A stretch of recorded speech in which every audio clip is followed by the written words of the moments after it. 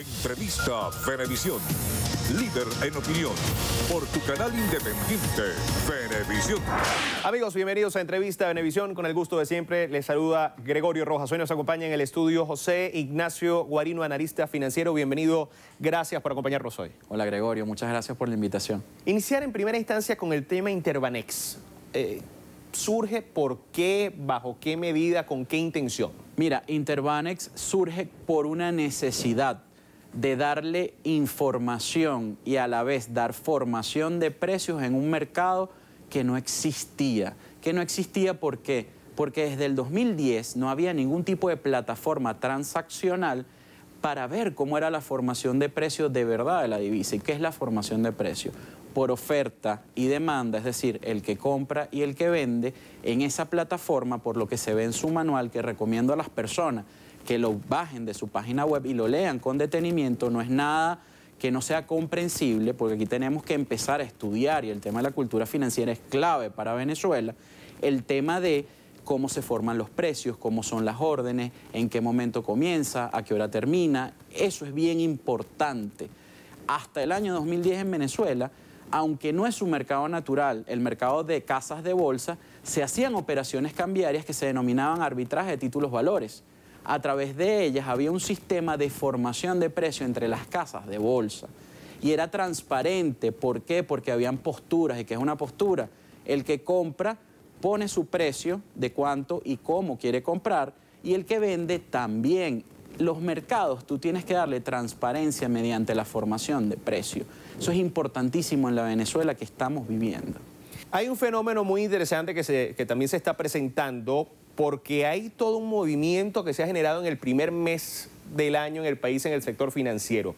El aumento del financiamiento de las tarjetas de crédito, de las tasas de interés, ¿qué impacto va a tener en la economía, no solo de los individuos, sino de los particulares, sino de los bancos también? Sí, en situaciones hiperinflacionarias con una velocidad tan dramática como la que tiene Venezuela, que te aumentes la tasa de interés por las tarjetas de crédito al 40%, de verdad que tiene poco o nada de sentido. O sea, es un instrumento de los que tiene el Banco Central dentro de su abanico de opciones de política monetaria. Sin embargo, si tú tienes una inflación diaria, puede ser, tomemos la del año pasado, 4% diario, ¿en cuántos días se te consume esa tasa de interés que se cobran para la tarjeta de crédito? Yo creo que debemos hablarlo de esa manera, un poco más vivencial, más que lo teórico, para que esto sea un lenguaje que todos comprendamos, porque todos tenemos que estar de la mano y tenemos que conocer lo que está pasando en la economía venezolana, porque además lo vivimos diariamente. El Banco Central de Venezuela en un mes ha instrumentado una serie de mecanismos dentro de lo que le corresponde de política monetaria, que parece que lo descubrieron en enero y no en el resto de lo que ha sido el o los periodos de gobierno. El tema del encaje legal lo modificaron la semana pasada completamente, es una potestad del Banco Central de Venezuela hacerlo. Pero resulta que estamos tan confundidos, porque no se nos ha formado, que pensamos que ¿qué va a pasar con el encaje o cómo me va a afectar? ¿Cuántos encajes hay? Eso hay que explicarlo. Hay un encaje legal el que hemos conocido toda la vida, que es el que está en los libros, el que se ha hablado, que es un instrumento de política monetaria para recoger liquidez. Existe otro tipo de encaje legal que este gobierno, el Banco Central de Venezuela, es quien lo ha puesto en funcionamiento, que lo monta sobre las reservas bancarias excedentarias, que es desde donde se pueden dar los créditos de la banca, y allí está el detalle. Lo colocan en diciembre del año pasado, si no tengo mal la fecha, y lo quitan en este mes de enero, y nuevamente lo colocan. O sea, porque cuando lo quitaron se dieron cuenta que el día siguiente el aumento de las reservas bancarias excedentarias fue exponencial, es decir, un crecimiento brutal. ¿Y qué impacto tiene eso directamente, el aumento del encaje legal en la población? En la población va a haber menos bolívares en circulación, y eso es una política monetaria ortodoxa, el recoger liquidez pensando que va a haber, en el caso venezolano, menos hiperinflación. Venezuela requiere de forma urgente una negociación en lo económico, una concertación en lo económico. ¿Entre quiénes? entre todos los participantes en la economía. No se puede satanizar al empresario privado, primero que nada. Tienes que crear confianza y credibilidad que no existe en Venezuela, ni entre los que estamos en Venezuela tratando de trabajar, ni mucho menos en los que están fuera. Sin embargo, hay muchísimos inversionistas que no pierden de vista Venezuela. Los retornos sobre la inversión en Venezuela se dan de una manera muy distinta y es un escenario completamente diferente a otras partes del mundo, porque por eso es tan atractiva Venezuela. Pero tienen que haber reglas claras del juego. Los gremios tienen que formar parte de esto. Las instituciones educativas tienen que formar parte de esto. La ciudadanía tiene que formar parte de esto. Porque ¿a quién golpea la crisis económica? A todos nosotros, y basta de lo que es la demagogia de llamarnos pueblo. Comencemos a llamarnos y a sentirnos ciudadanos. Y a todos los ciudadanos nos impacta el tema de la economía. No importa el salario que tengas en Venezuela, no importa el cargo que tienes en Venezuela, es más que obvio que nuestra calidad de vida se ha visto disminuida para todos.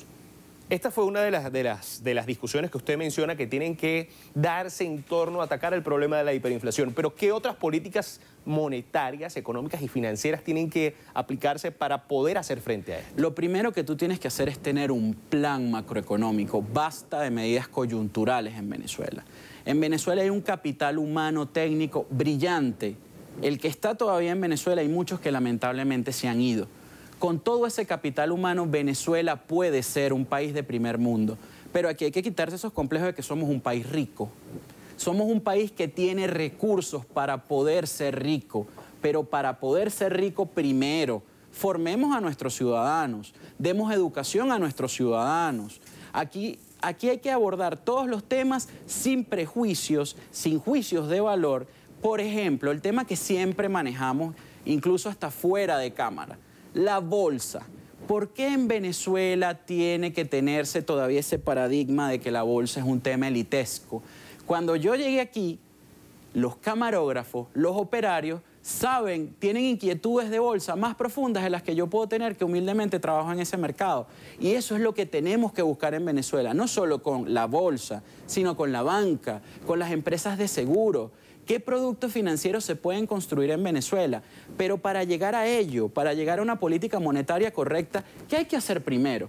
Analizar cómo estamos, sin ningún tipo de complejo. ¿Estamos mal económicamente? Sí, muy mal. Es innegable que estamos muy mal y todos lo sabemos. ¿Cómo hacemos para mejorar? ¿Por qué no analizamos en qué y cómo somos competitivos en este momento en Venezuela? Si es que lo somos. El tema de implementación de políticas públicas es clave para Venezuela. ¿Desde cuándo no hay políticas públicas en Venezuela? Y que me disculpen todas las personas del Ejecutivo Nacional, esto es un tema meramente técnico, pero aparentemente no existe un plan para Venezuela. Entonces, eso es lo más preocupante. Y lo que tenemos que entender todos los venezolanos es que sin importar la parcialidad política, que es lo que en este momento nos tiene en polos opuestos o nos tiene polarizados, o más allá del credo, que en Venezuela no es un tema, pero sí se está hablando mucho hasta de un tema de clases sociales, que eso en Venezuela nunca antes se había visto tan marcado como una guerra de clases, que el tema económico es la prioridad. Y el tema económico está moviendo el descontento de muchísimas personas. Hay un tema en particular de todo lo que se maneja en economía, que es el tema del control de cambio. Se está cumpliendo 16 años de la entrada en vigencia del control de cambio. Sí. Entra por una circunstancia país y la circunstancia país es otra. ¿Hacia dónde va a caminar? Lo único constante que se ha mantenido, se ha incrementado en esos 16 años es la falta de confianza en Venezuela. Cuando tú implementas un control, en este caso de cambios, es precisamente por eso, para frenar la salida de capitales. Pero resulta que en estos 16 años de control de cambio es donde más fugas de divisas ha habido en Venezuela. Donde más mecanismos cambiarios dentro de una misma política, el control, han existido. Y ya es más que público y notorio que no han funcionado. Cuando se cerró el mercado cambiario que funcionaba entre privados, que ahí, Ato, tu primera pregunta de Interbanex, el tipo de cambio en aquel momento, en el peor de los momentos, cuando se cierra, se interviene el mercado, era de 3.41 bolívares fuertes contra 1.90, que era el tipo de cambio oficial. En Venezuela algo es clave, Gregorio: tener memoria. Si no tenemos memoria, no entenderemos qué pasó, dónde estamos y hacia dónde vamos. Entonces, Interbanex lo que es una plataforma transaccional. ¿Qué quiere decir esto? Donde se verán, como lo dije hace un rato, la oferta y la demanda. No es que Interbanex va a resolver el problema. ¿Pasa a ser una demanda y oferta oficial hasta cierto punto? Mira, la oferta oficial, en este momento el DICOM está por encima incluso de lo que puso, de la tasa que marcó Interbanex, pero es que de Interbanex no he visto en lo particular yo hasta este momento que estamos conversando transacciones. ¿Cómo forma el precio del DICOM? ¿Por qué de un momento a otro? ¿O por qué desde la reconversión monetaria ha venido existiendo de forma sistemática una devaluación del tipo de cambio? ¿Por qué no hablamos de eso? ¿Cuánto ha sido la devaluación del tipo de cambio oficial? Entonces se desarma un poco el discurso que en su momento, y no hay que olvidarlo, tuvo el ingeniero Jorge Giordani, arquitecto de la política de Estado económica, si es que existía, pero él decía que lo había, de el tema del control de cambio, y que en el 2010 se especulaba con la tasa de cambio, el tipo de cambio, para mover la inflación. Cuando se cierra ese mecanismo, diciembre del 2010 llegó a estar en 8.41 esa tasa. 5 años después, el mismo ministro Giordani abre y anuncia el SICAD 5 veces u 8 veces multiplicado por el precio, eran 50 bolívares de aquel momento. Entonces, estamos por el camino correcto, y esto hay que decirlo sin prejuicio y sin causar ruido en las personas que apoyan al Ejecutivo Nacional. ¿Por qué? Porque el pragmatismo es un tema y el dogmatismo es otro. Existirán muchas personas que vean esta entrevista, la critiquen, les guste, etc. Pero creo que todos convergemos en el tema de que hay una gravísima crisis económica que amerita acciones. Nos queda un minuto. El panorama de los primeros 6 meses para Venezuela, de los primeros 6 meses del año, con estas medidas que se han tomado recientemente de parte del Ejecutivo, ¿cuál es? Mira, hay que hablar de algo que no mencionamos. Venezuela tiene un grave problema con su deuda, tanto Venezuela como PDVSA. Tienen una mora importante. No se han juntado las personas o los tenedores de bonos para activar las cláusulas de default. Eso no había pasado hasta el 15 de enero, que ya se dio la primera. Ahora la transacción de esos bonos de PDVSA y de Venezuela están sujetas a sanciones. Entonces, el escenario venezolano se complica cada día más por lo interno, el tema de no tomar las medidas, que nos guste o no, hay medidas que son de librito en economía. Ojo, la economía no se gobierna por decreto. La economía es una ciencia social, por ende no es exacta. Depende del comportamiento humano. Las expectativas son claves en la economía. El tema de la deuda es uno, importantísimo. Más de 1 año y medio a los tenedores sin darle información. El tema de un plan macroeconómico, reestructuración y refinanciamiento de la deuda. De allí también, de ese plan macroeconómico, se tienen que desprender política fiscal, gasto público, inversión. ¿Qué va a pasar con el PIB? También política monetaria y política cambiaria. Como vemos, la solución para la crisis venezolana no es únicamente el tema cambiario, es multifactorial. Muchísimas gracias por acompañarnos hoy. Gracias a ustedes, Gregorio, un placer. Estuvo con nosotros José Ignacio Guarino, analista financiero en Entrevista Venevisión. Amigos, gracias por acompañarnos, que tengan un excelente día, un fuerte abrazo.